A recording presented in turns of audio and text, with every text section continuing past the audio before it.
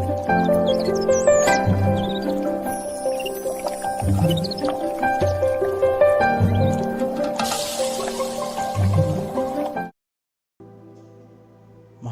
యేసయ్య శ్రేష్టమైన నామములో మీ అందరికీ వందనాలు. ఉదయకాల సమయంలో దేవుని యొక్క పరిశుద్ధమైన వాక్యాన్ని వింటున్న మీ అందరికీ మరొకసారి శుభాభివందనాలు. అనుదిన దేవుని వాక్యాన్ని ధ్యానం చేద్దాం. లోక సువార్త 6వ అధ్యాయం 45వ వచనం. సజ్జనుడు తన హృదయమును మంచి ధననిధిలో నుండి సద్విషయములను బయటకు తెచ్చును, దుర్జనుడు చెడ్డ ధననిధిలో నుండి దుర్విషయములను బయటికి తెచ్చును. హృదయము నిండియుండు దానిని బట్టి ఒక్కని నోరు మాట్లాడును. మనిషి యొక్క నోరు ఎలా మాట్లాడుతుందో వాక్యం చెబుతుంది. బైబిల్ గ్రంథంలో, పరిశుద్ధ గ్రంథంలో మనిషి జీవితంలో ప్రతి దాని గురించి దేవుడు మాట్లాడాడు. ప్రతి విషయం గురించి దేవుడు మనతో చెప్తున్నాడు. ఎందుకంటే బైబిల్ అంటేనే మనిషి ఎలా బ్రతకాలి, ఎలా జీవించాలి, ఎలా ఉండాలి, ఎలా మాట్లాడాలి, ఎలా ప్రవర్తించాలి, ఎలా బ్రతకాలి అని నేర్పించేదే పరిశుద్ధ గ్రంథం బైబిల్. సర్వ మానవాళి ఏ రీతిగా బ్రతికితే మనిషి ధన్యుడు అవుతాడు అని చెప్పేదే పరిశుద్ధ గ్రంథం. ఆ బైబిల్ చెప్తుంది మన జీవితాలంట సజ్జనుడు అంటే మంచివాడు. తన హృదయం నుండి మంచి ధననిధిలో నుండి సద్విషయాలని బయటికి తెస్తాడు. దుర్జనుడు చెడ్డ ధననిధిలో నుండి దుర్విషయాలను బయటికి తీసుకొస్తాడు. అంటే మనిషిలో చెడు ఉంటుంది, మంచి కూడా ఉంటుంది. అయితే వీళ్ళు మంచి వాళ్ళు అని ఎలా తెలుస్తుంది, వీళ్ళు చెడ్డవాళ్ళు అని ఎలా గుర్తుపట్టగలం, ఎలా తెలుస్తుంది అంటే వారి నోటి మాటను బట్టి అంట. ఎందుకంటే హృదయము నిండిన దాన్ని బట్టి నోరు మాట్లాడుతుంది అని వాక్యం చెబుతుంది. ఈరోజు చాలామంది వీళ్ళు పలానా అని మనం ఎలా అంచనా వేయగలుగుతాం, ఎలా చెప్పగలుగుతాం అంటే వారి నోటి మాటలను బట్టే, వారు మాట్లాడే విధానాన్ని బట్టే వీరు పలానా, వీరి విధానం ఇది అని మనం చెప్పడానికి బైబిల్ నేర్పిస్తున్న శ్రేష్టమైనటువంటి ప్రాముఖ్యమైనటువంటి విషయం. దీనికి మనకి ఎటువంటి ఫేస్ రీడింగ్ అవసరం లేదు, దీనికి మనం ఏ థియాలజీ చేయని అవసరం లేదు. బైబిల్ స్పష్టంగా చెప్తుంది. ఇక్కడ ఈ మనిషి ఇలాంటి వాడు, ఇలాంటి వారు అని చెప్పడానికి ఎలా చెప్పగలం అంటే దాని యొక్క మర్మం బైబిల్లో ఉంది.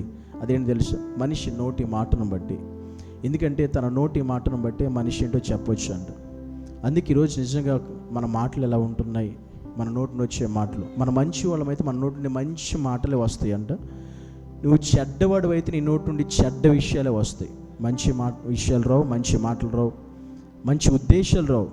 అంతే, నీ హృదయం నిండిన దాన్ని బట్టి నీ నోరు మాట్లాడుతుంది. నీ నోటి నుంచి ఒక మాట బయటకు వచ్చిందంటే నీ లోపల హృదయంలో అది నిండి ఉంది అని అర్థం. అందుకే క్రైస్తవులు మాట్లాడేటప్పుడు జాగ్రత్తగా మాట్లాడాలి. అది ఎవరితోనైనా, ఎక్కడైనా, ఎలాంటి వారితోనైనా, ఏ పరిస్థితుల్లోనైనా, ఏ సందర్భంలో అయినా. ఎందుకంటే వాక్యం తెలిసిన వారికి అర్థమైపోద్ది. నువ్వు మాట్లాడే మాటను బట్టి నువ్వేంటో అనేది తెలిసిపోతుంది. కనుక నువ్వు మంచిదానివైతే నీ హృదయం నుండి మంచి మాటలు వస్తాయి, నువ్వు చెడ్డవాడివైతే నీ హృదయం నుండి చెడ్డ మాటలు వస్తాయి. ఇదే మనకి నిరూపణ వాక్యం ద్వారా. కనుక మన హృదయంలో నుండి ఎలాంటి మాటలు బయటకు వస్తున్నాయి అనేది ఒక్కసారి మనం ఆలోచించాలి. ఎందుకంటే మనం సజ్జులమా దుర్జనులమా మనం అనేది జ్ఞాపకం చేసుకోవాలి. సజ్జనుడు అంటే మంచివాడు, దుర్జనుడు అంటే చెడ్డవాడు అని. మీ హృదయంలో నుండి చెడ్డ మాటలు వస్తున్నాయా, మంచి మాటలు వస్తున్నాయా, మేలుకరమైన మాటలు వస్తున్నాయా, దూషణకరమైన మాటలు వస్తున్నాయా, ఇతరులకు ప్రయోజనకర మాటలు వస్తున్నాయా, ఇతరులను కించపరిచే మాటలు వస్తున్నాయా అనేది ఒకసారి మనం ఆలోచించాలి. నీ మాటలను బట్టే నువ్వేంటో అర్థమవుతుంది. అందుకే మన మాటలు జాగ్రత్తగా ఉండాలి. మన నోరు మనం కాచుకోవాలి. మన నోరు పవిత్రమైనది ఉండాలి, మంచి మాటలు కలిగేది ఉండాలి, స్వప్రయోజనం అనేది ఉండకూడదు. ఇతరుల ప్రయోజనం కొరకు మనం మాట్లాడే వారిమై ఉండాలి. కనుక నీ హృదయం అంతా కూడా దేవుని ప్రేమతో, దేవుని కృపతో, దేవుని సన్నిధితో నింపబడితే నీ హృదయంలో ఉండే అలాంటి మాటలే, అలాంటి విషయాలు, అలాంటి భావనలే బయటకు వస్తాయి. కనుక నీ హృదయం దేంతో నింపబడి ఉంది అది నీ నోట్లోంచి బయటకు వస్తుంది. వాక్యంతో నింపబడి ఉందా, వాక్యమే బయటకు వస్తుంది. లేదా ఈ లోకంతో నింపబడి ఉందా, నీ నోట్ల నుంచి లోకమే బయటకు వస్తుంది. నువ్వేంటి అనేది చెప్పడానికి ఎంతకంటే నిరూపణ లేనేలేదు. కనుక నీ నోరు, నీ మాటలు ఎలా ఉన్నాయి ఒకసారి చూసుకుందాం. కళ్ళు మూసుకుందాం, ప్రార్థించాం. పరిశుద్ధుడా నీకు వందనాలు. నిజమే ప్రభా, నోరు మాట్లాడుతుందంటే లోపల హృదయం అలా నింపబడి ఉంది అని అర్థం. కానీ మా హృదయం నింపబడిన దాన్ని బట్టి నోరు మాట్లాడుతుంది.